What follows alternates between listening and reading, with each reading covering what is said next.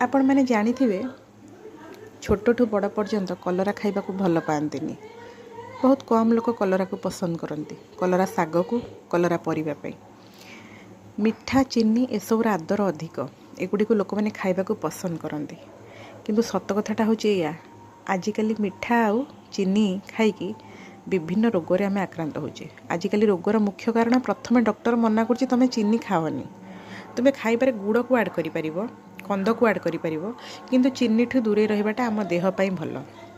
ठीक सेमिति जदि डायबिटीज हो गला तो कलरा को लोक मैंने खोजती, कलरा खा, कलरा पत्र खा, लिंब पत्र खा, किंतु भल थिला बेले कहीं कलरा को पचारंतिनी।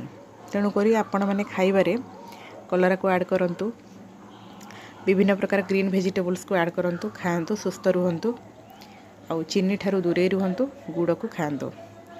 बस कलरा पिता हेले भी देह पे बहुत उपकारी।